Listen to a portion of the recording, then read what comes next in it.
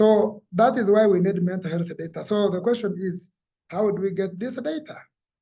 What are the different sources of data? Or where can we obtain mental health data? Of course, we have listed a few examples here.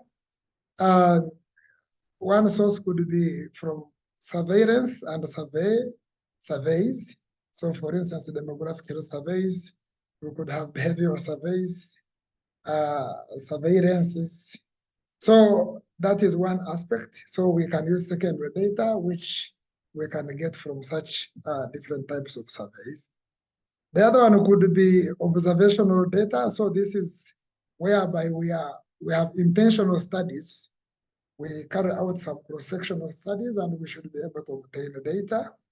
Or it could be through some quasi-experimental studies or some longitudinal studies, cohort studies. Alternatively, we can look at experimental studies. Of course, experimental studies have quite a number of issues to do with ethics, and that is an ongoing debate within the scientific, amongst researchers and scientists, especially when it comes to experimenting with human subjects. But that is also another source of data, and we can also get some data that is administrative. So that is one part, and this is the most common one. Then we have at the bottom here what I've called the real world data, and here I am referring to data, for instance, that we have at the hospital level in the health facilities. So this data could be, health facility records or clinic records, some of which could be in hard copies, but can also be in electronic form. So for instance, in the HMIS, the Health Monitoring Information Systems. So that is really another source of data. The other newest, maybe not necessarily new, but a source of data that has gained a lot of traction these days is the use of technology and the social media. So technology, social media, and some wearable technologies like smartwatches, or and some voice patterns. So for instance, somebody makes a phone call, can be used to generate data that is of use, that can support several mental health interventions, and we can extract evidence or data from such data sets, and we can use those data sets or such evidence in form of policy, in form programming, and research. So those are different sources of mental health data. Of course, there could be other sources that I've not listed here, but those are a few examples of mental health data. So the question now is, having looked at that, what is actually available? What do we know as of now? So Diana, I can see somebody has raised the hand. I don't know whether we can give them a chance to ask. Okay, Nema, you can unmute yourself.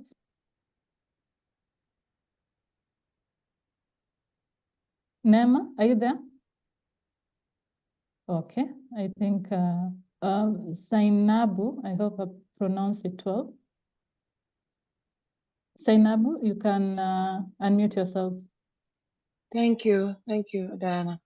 What I wanted to ask is regarding when he was giving the overview on the sources of data. So because my interest is in looking at clinical records of individuals who have seek for psychosocial support, particularly psychotherapy. So I wanted to know, I've asked this question before, but I'm not very sure if I'm clear on the answer. Yes, this one on the real world data. So will these clinical or hospital records be considered as secondary data? And if they can be considered as secondary data, then and how would one now identify their area of interest within that data set as a way of writing a proposal? Thank you.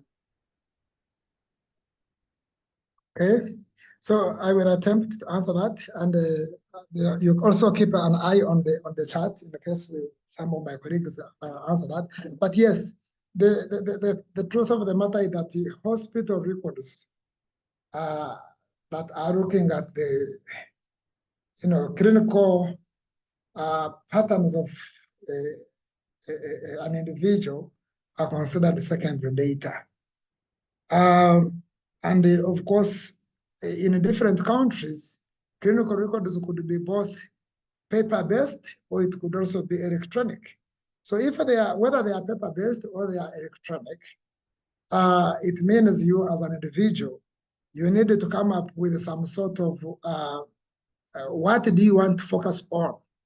What is this mental health outcome that you want to focus on? That is number one. Number two, why are you interested in that particular outcome? So then maybe you have some specific hypothesis or some questions, or you have made some observations that you want to validate, that you want to study further. So that means that you will have, in the recently, it's difficult for you to go to a hospital and say, or a health facility and say, I want this data, even if you are an employee there. So it means you will need to go through the entire research process of generating a proposal and coming up with your topic, and you have some specific objectives, and then you obtain some permissions. Permissions could be at the institutional level, at the local IRB level, so in the institutional review board, and maybe at the national level for you to be able to conduct that research. And that means that you need to develop some sort of a questionnaire, or what other people call the data abstraction forms, that will be used to extract only this data that is of interest to you. So if you are obtaining this data from paper-based forms, then of course you need an abstraction form, or which can be programmed into a tablet or an electronic device that then you can use. But if it is an electronic database, then you will still need a data abstraction form, because that data abstraction form gives the data manager the different indicators that would be of interest for your particular study, such that now the data manager for that particular health facility will only submit to you the data that is of interest, or that really can be used to answer your research question. I hope that answers your question. Thank you. Just to follow up with regards to clarity. So this data set is already something that I have permission to use, but it was more like a verbal permission. So do I still now need to have a formal permission, because it's from a private body, that like a private clinic that I already work with, and they are very happy to have me work on the data. So do I still need to now, or is it organization or institutional requirement based? Like, would it be left to them to decide, okay, we need it documented, or because we agree, you now have access? Yes, yeah, that's a very good question, actually. I smiled there because this is an important question that has come up many times. Who owns the data? So you are taking me into the discussion of data ownership. The fact that your employer has data in their possession that has been obtained from patients as a consequence of seeking health care does not necessarily give you authority over that data as an employee or otherwise. So that is something that you need to think about. So it still means, although you have access to the data, but that data was not given to you and for purposes of some specific research. If you had a protocol, if you had a research protocol, and you obtained consent from the participants, written consent from the participants that this data which we are getting from you will also be used for some research purposes, then there you are covered. But that consent has to be backed by some bodies. So it's not only the institution that employs you, but also we need to look at other ESCO aspects of the research process. So if you have the data still, you would not just, it's not only verbal permission, especially if you want to use the data for publication or for, get running a little bit more, that because if you are using that data to inform the treatment profile of specific individuals, then that's okay. But if you are using it for research purposes, it's a different discussion.